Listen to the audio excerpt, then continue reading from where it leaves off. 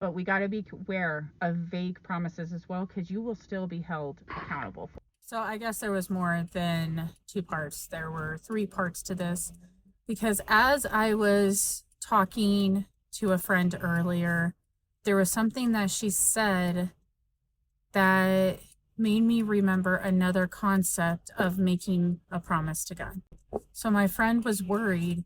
She goes, I promised that I would do this, and I promised God I would do this and this and this. And she was so anxious about it.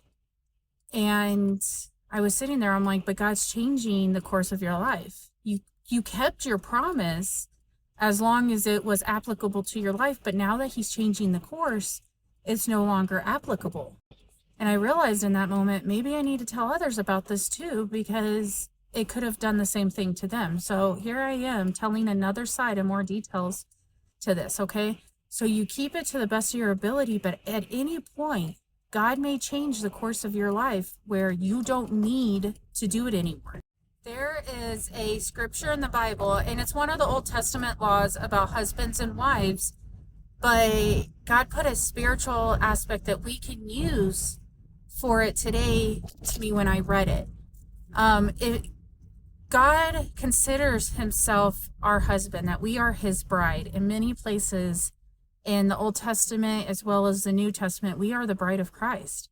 And in this law, it said that if a wife made a vow, that the only one that could break the vow would be the husband.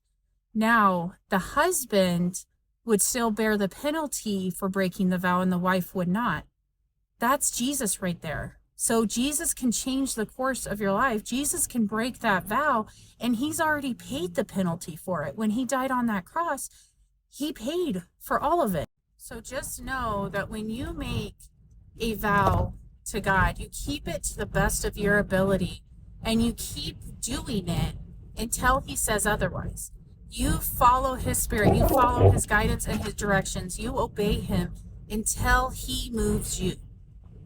Because usually he's moving you, actually always if he's moving you, it's into greater and better things, and leaving that old thing behind. It was something that he used in your life, but it wasn't meant to stay always. And you will just reap blessings from it, but don't feel guilty. Once again, you do the best you can, and you don't move until he tells you to move. But at some point, he may tell you to do something different and to change what you were doing.